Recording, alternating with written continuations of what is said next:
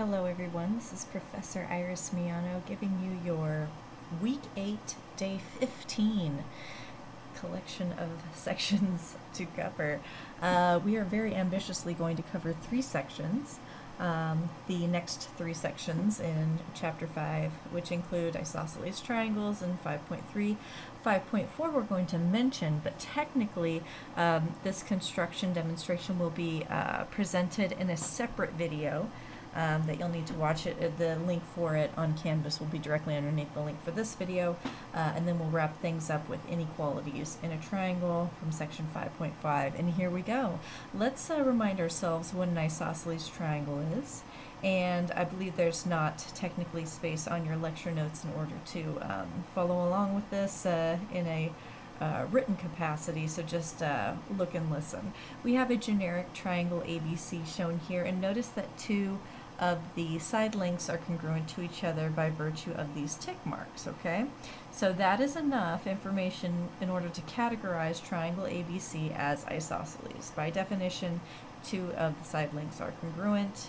That's what makes it isosceles. So let's learn some more stuff about isosceles triangles, because there's more to it than that. That's just the basic jumping off point by which you categorize a triangle as isosceles, but what else could you say? Well, there are some terms that we want to identify here, and then there are some auxiliary lines that I want to define for specifically isosceles triangles and other triangles as well.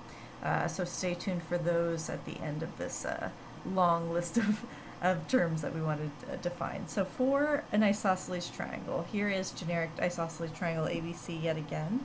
The legs are defined as the 2 congruent edges. So in this case, line segments AB and AC are the legs, as indicated here with my blue arrows. The base is the odd man out. That's the non-congruent edge, which in this case is line segment BC. A vertex, the vertex is technically defined as the vertex that joins together the congruent edges. When I was in this course, or an equivalent course at a different institution, of course, we called this the apex. It was a particular type of vertex where vertex has been previously defined as any joining of 2 line segments for the purposes of a polygon, or forming an angle, any such thing in that regard. So I will often refer to this as the apex. It is defined in the textbook as the vertex, okay? So the vertex angle, or as I call it, I would call it the apex angle. That's the angle formed at the apex or vertex, the point at which the 2 congruent edges meet. The base angles are the other 2 angles, and they are, again, a direct consequence of being an isosceles triangle. Its base angles are always congruent to each other, and there's this relationship that we're going to come to know intimately between congruent side lengths within a single triangle and their opposite angles that are also have to be congruent. There's a relationship there. We'll get to that a little bit later, so don't worry if that is not quite clear at this exact moment. Now I want to introduce a series of auxiliary lines. Auxiliary meaning extra, okay? These are extra lines that you can add to figures and particular triangles, and I'm going to show you an example of adding each type of auxiliary line. That's angle bisector, median, altitude, and perpendicular bisector to both an isosceles triangle and a scalene triangle. So here is the first one. This is an example for each of these different types of triangles of an angle bisector, okay? So for the isosceles triangle, line segment AD is acting as the angle bisector because it's going to slice the angle at A into 2 congruent angles, BAD and CAD, okay?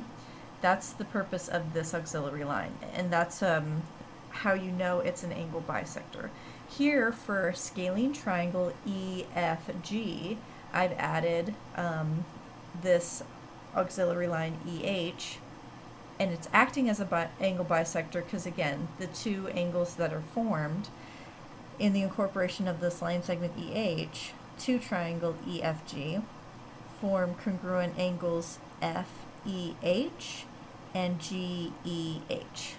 Okay, as indicated by the two arcs that are occurring inside the interiors of both of those angles. Now I want you guys to notice in the video, as I move forward from angle bisector to median, I want you to see how the auxiliary line changes between the two triangles. So here's the angle bisectors, and here is a median. Did you see that?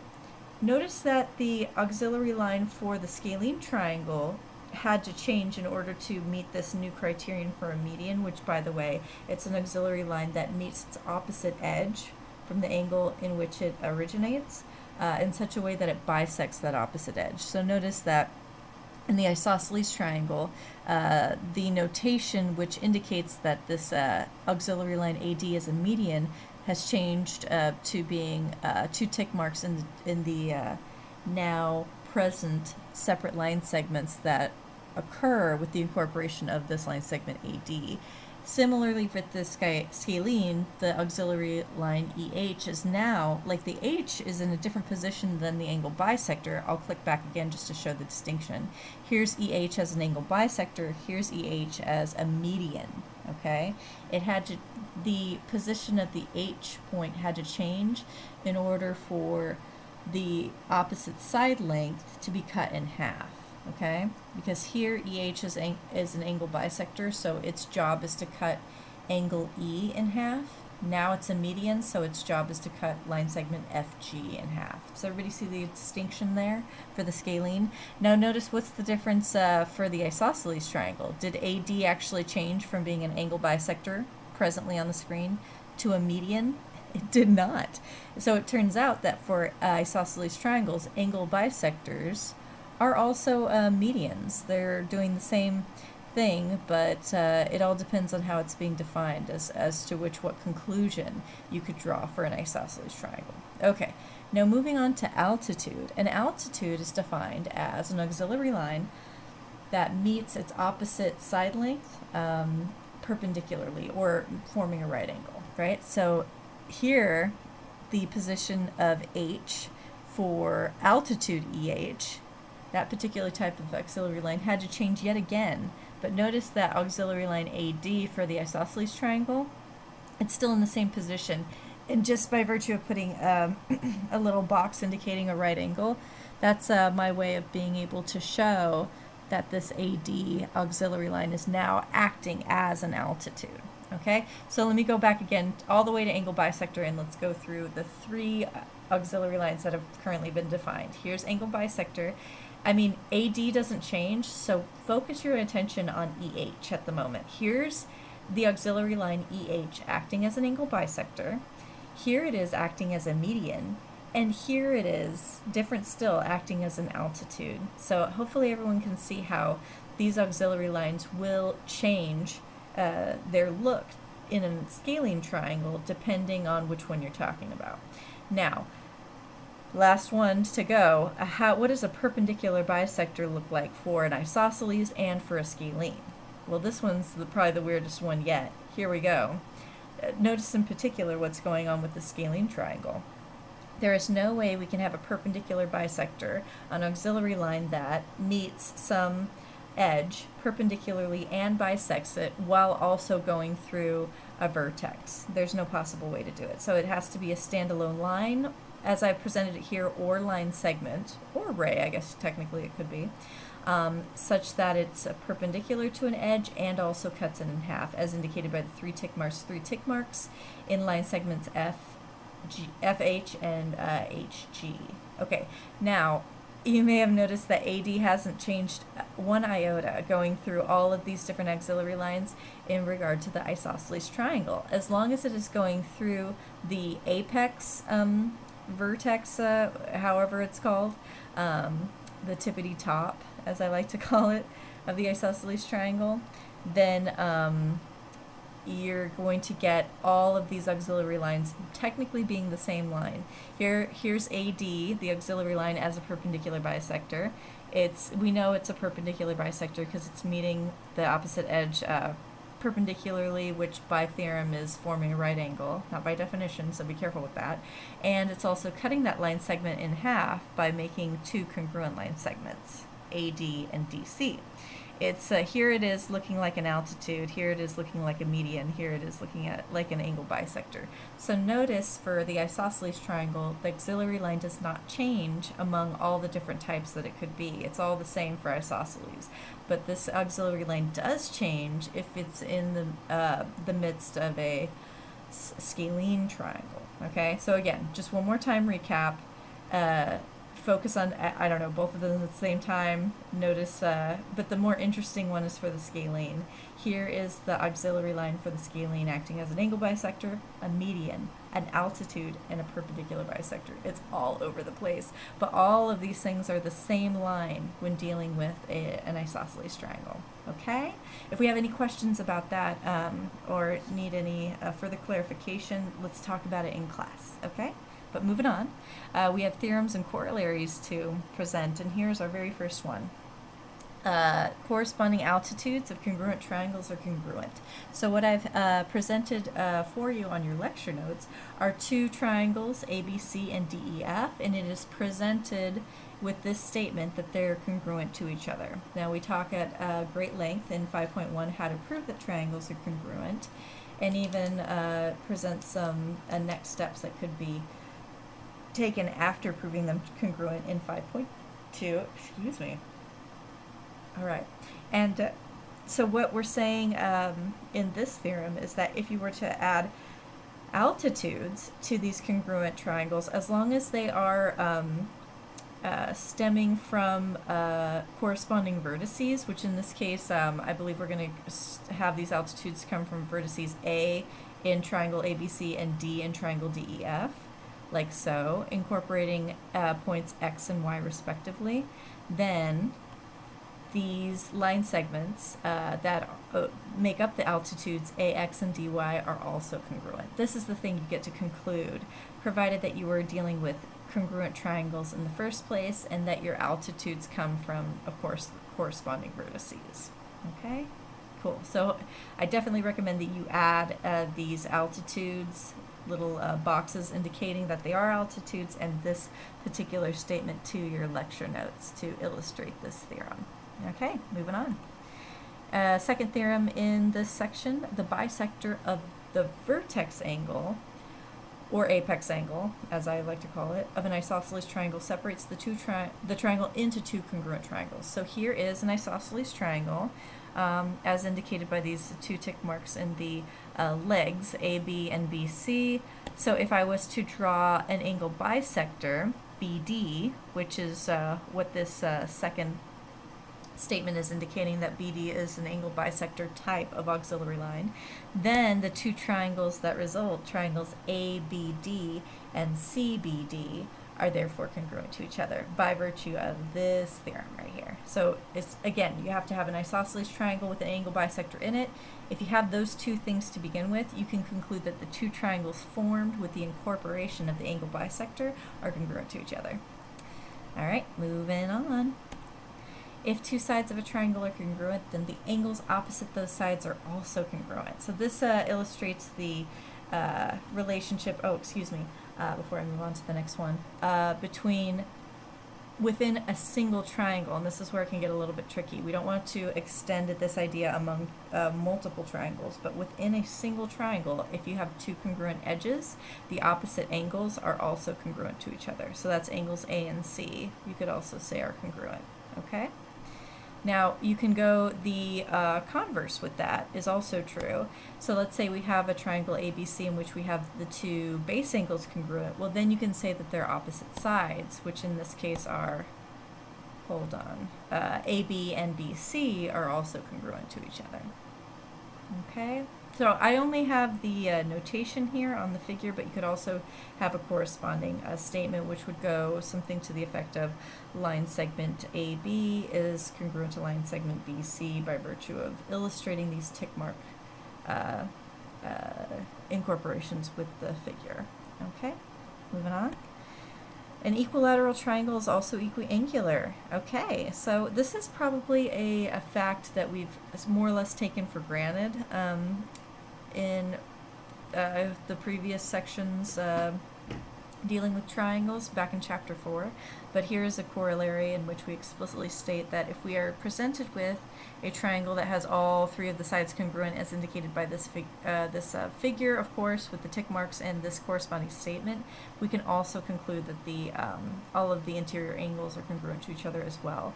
And we can say the converse is true as well. So the next corollary is indeed the converse. Let's start off with an equiangular triangle in which all interior angles are congruent. You can then conclude that all of the edges are congruent to each other as well, as indicated by this concluding statement with the triple dot, therefore preceding it. Okay, great. Moving on. Let's go ahead and bust out an example proof, and this one's exceptionally challenging, I would say. We are presented with a main triangle WYZ, right? It doesn't explicitly state that, but we have definitely a close figure that we can assume. It is stated that WY, so this edge, this entire edge of the main triangle is congruent to this other edge of the main triangle. So that means WYZ is isosceles. We'll be able to, use this to our disposal a little bit later. Also, W is the midpoint, M. M is the midpoint of YZ, so we'll be able to say something definitive about YM and MZ. Spoiler alert, they're congruent to each other. We'll explicitly state that and use this piece of given information as justification.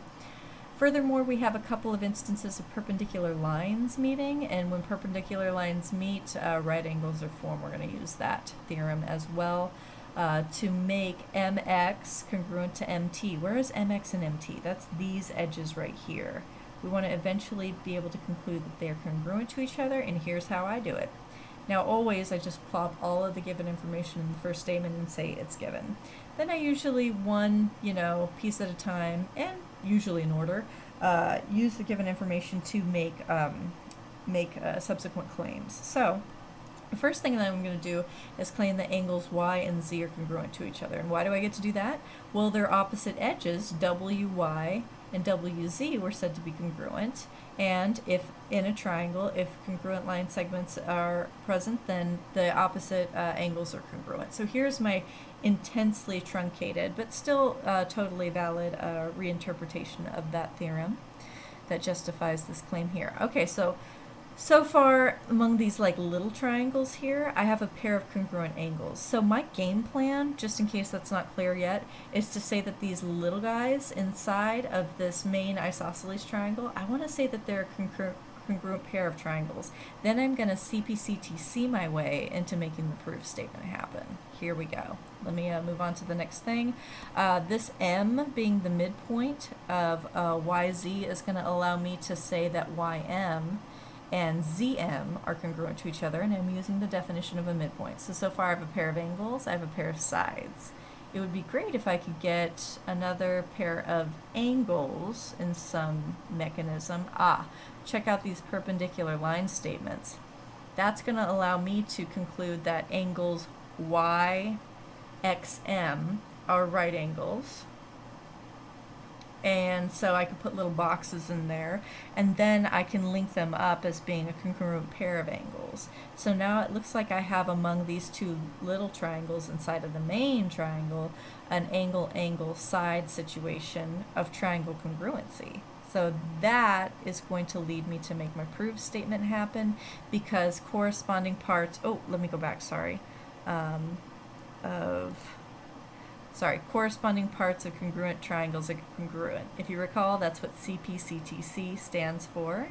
And if you also recall from the previous lecture video, I recommend that you come up with a fun and interesting way to remember the ordering of these letters with the acronym. And I had a student that did the conga song, kind of a beat to it. CPCTC, hey, CPCTC. And I don't know, it got stuck in my head right away. I always say that now when I'm trying to remember the configuration of C's T and P.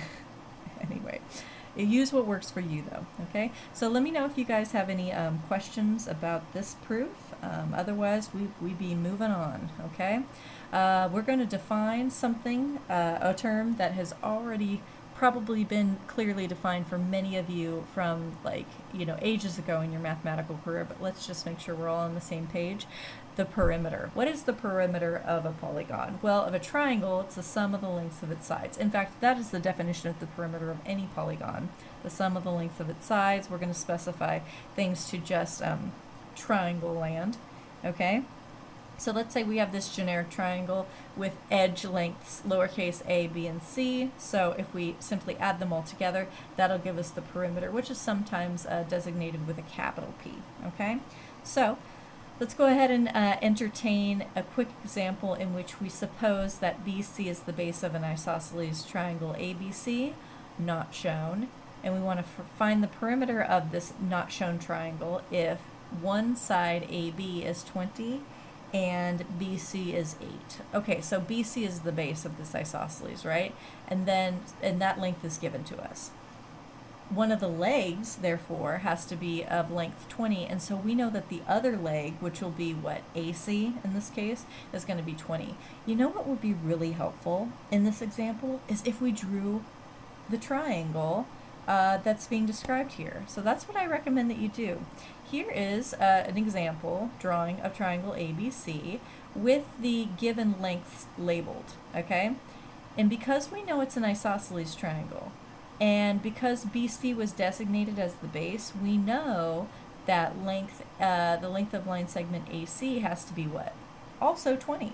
So add up those edges, 20 plus 20 plus 8 is 48. And there you have it. There's the perimeter of triangle ABC, which was not originally shown to us in the example, but we went ahead and drew an example triangle anyway, and I feel like that was really helpful in the process of getting to the bottom of what the perimeter of this triangle was.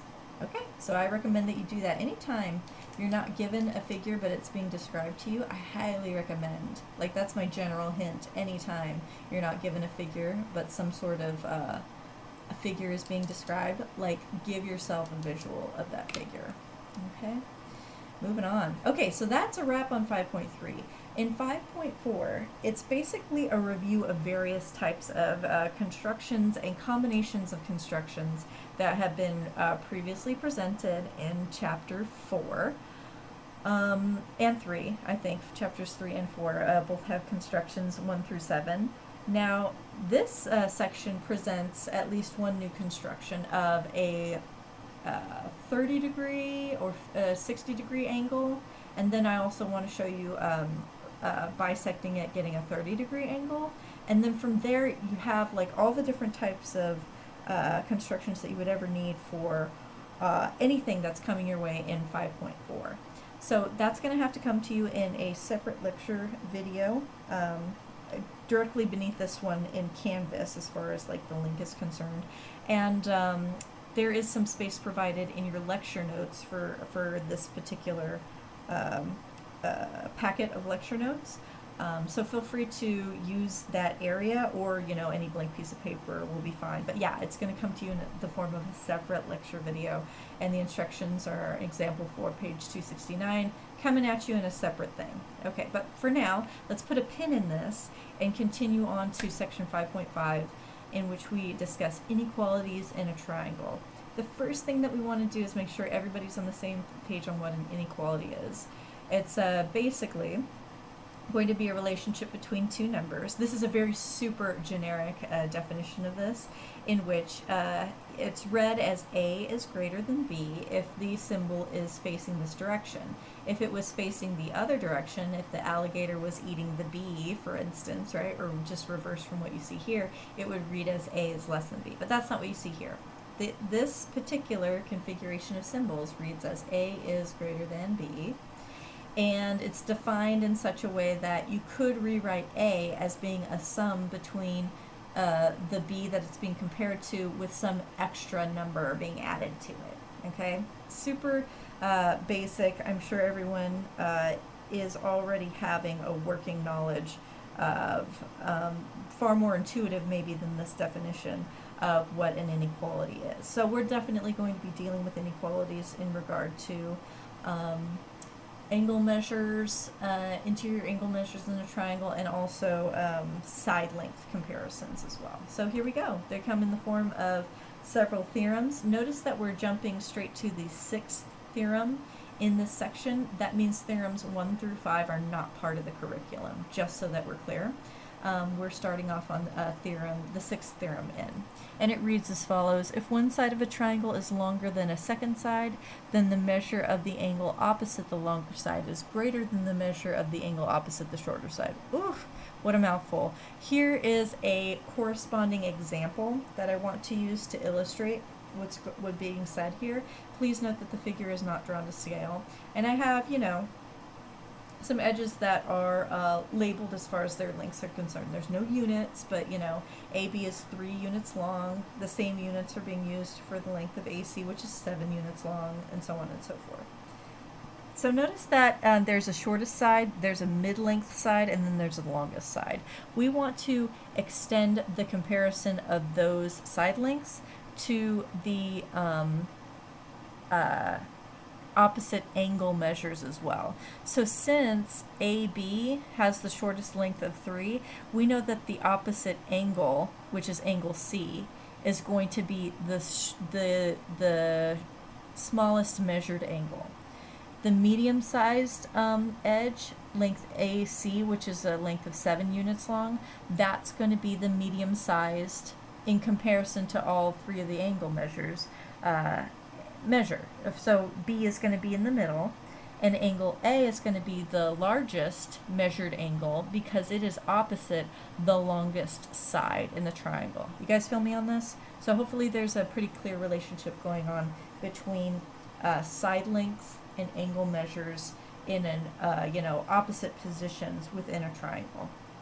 And this relationship works in reverse as well. Let's say you were given a triangle and you weren't given lengths of edges, you were given interior angle measures instead. So notice that again, angle C is going to be the smallest measured angle, and so the length opposite it. And I like to think of it as like, okay, inside the interior of the angle, let's say that there was a light that was broadcasting its light somewhere. Where would it be broadcasting its light? Well, it would be shining on this wall opposite the interior of this angle, right? So think of the wall in which an angle is shining its light as being its opposite side. So line segment AB, therefore, is opposite angle C. Hopefully that's clear. And so that tells you that line segment AB has the shortest length. AC is the middle length one because it is opposite the mid-sized interior angle measure. And then the largest interior angle measure, A, is going to be opposite line segment BC, and so that's what makes it the longest line segment and therefore has the greatest measure, the greatest relative size. And notice also the notation of hat off with these line segment names. That's how you know you're talking about the measure of line segment AB, the measure of line segment AC, and so on. Okay? Again, please note that this figure is not trying to scale. Okay. I think we're getting it, but please let me know in class if this warrants further discussion. Okay.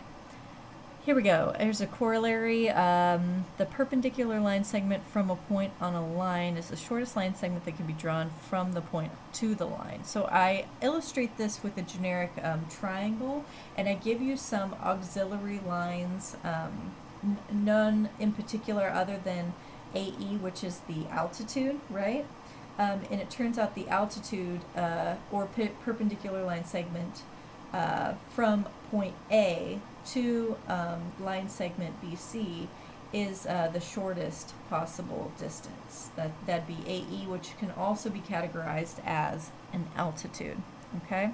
Now, line segments AD and AF are also present in this figure, just to illustrate that clearly they are longer than AE, and it's because they are not the perpendicular from point A to line segment BC. The perpendicular will be the shortest possible line segment. That's the point of this corollary here. All right, moving on. The sum of the lengths of any two sides of a triangle is greater than the length of the third side. Okay? So what does that mean here? If we are to make sure that a triangle is able to be formed, able to be a closed edged figure, closed polygon, then it has to hold for this this particular inequality. So these are the things that you're going to be checking here to see if a triangle of edges linked 3, 7, and 8 is possible. These are the three inequalities that you would check. So here are all of the edges lengths being plugged into these three inequalities, and they all work out. Notice that 3 plus 7 on the left-hand side here of this first inequality is 10. 10 is greater than 8. Sure, it checks. 11 is certainly greater than 7, and 15 is greater than 3. So to be very thorough with this process, you'll want to check all three of these possible combinations. And how are these combinations coming about? Well, this is the sum of two edges being compared, and we're asking, are they greater than the third edge? And you want to take every combination of this scenario, and these three inequalities take every combination for a generic triangle ABC. Okay, so you want to keep these in mind. Moving on. So yeah, yes, all of these inequalities are true because ABC is a closed triangle. Okay, now notice that this theorem 5.5.10 has the same name as the previous one, and that's, I don't know, a typo.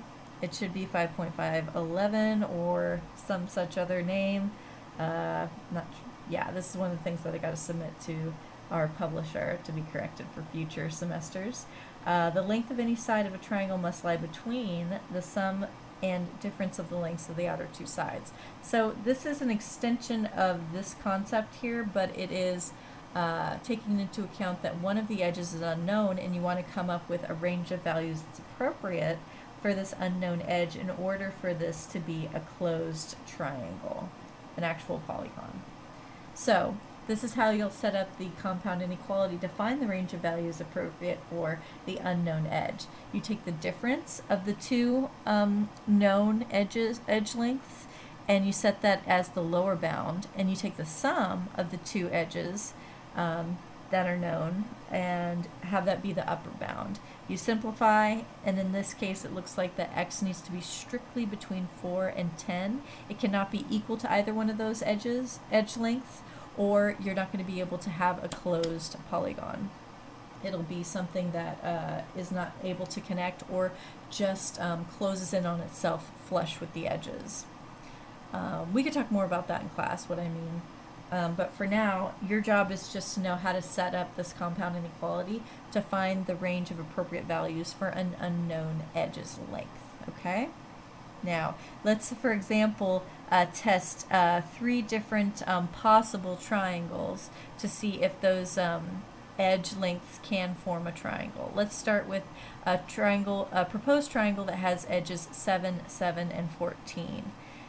Can this be a triangle? Well, no, it can't, because if you add up two of the edges, the two shorter edges in this case, it exactly equals the length of the longest edge. So that's not going to work, because if you were to have, let's say you put the length 14 edge on the bottom, and you tried to put the 7 and 7 edges on either end of it, and then what would happen if you try to connect those two edges of length 7 and 7? Well, you would swing them all the way down, and they would lay exactly flat on top of that base. They would touch, but they would only be laying directly on top of that bottom edge, not being able to be 3 distinct edges at that point. It would just be the two edges of length 7 would connect and make a second edge that was laying directly on top of the base. Not a triangle can be made with those edges. Now, how about if you had edges of length 6, 7, and 14? Well, no, because the sum of the two shorter edges is less than the longest edge. So in that case, think of the same scenario. Lay the 14 unit long edge on the bottom, and have at either endpoint an edge of length 6 and an edge of length 7. If you were trying to swing them down to have them connect, they would never touch. They would in fact be 1 unit away when laying directly flat on top of that bottom edge of length 14. I can give you a little bit more of a visual in class if this is not landing in anybody's brain, right? Like we could talk more about this one in class. Now this last one, spoiler alert, it's going to work. And why does it work? Well, yeah, every combination of adding 2 of the edges and comparing it to the 3rd edge has the inequality being satisfied, okay? So take the 2 shortest edges, sum them up, that's 13. Yep, that's bigger than the 3rd edge out, which in this case will be the 8. Furthermore, take the longest side and the medium side, add them together. Certainly that's going to be summing to 15 greater, which is greater than 6, the odd man out. Take the shortest edge and the longest edge, add them together. That'll be a length of 14. 14 is certainly greater than 7. So as long as these inequalities are satisfied from that previous theorem, you've got a triangle in your hands. But if at any point the 2 of the edges exactly measure the length of the longest edge, or if 2 of the edges sum to something less than the longest edge, then you cannot make a triangle out of that, okay? Cool. That's it for now. Remember, section 5.4 hasn't been presented to you yet. I give one construction demonstration of a 60-degree angle. That's going to come in the form of a separate lecture video called, the 60-degree angle construction demonstration, and the link for it is directly underneath the link for the video that you have just watched. Okay, so tune into that, and then you'll be able to tackle 5.4. But now you're ready to get started on sections 5.3 and 5.5 selected homework problems. Good luck, and let's talk about it in class. Whatever it is that still needs clarification. I will see you then.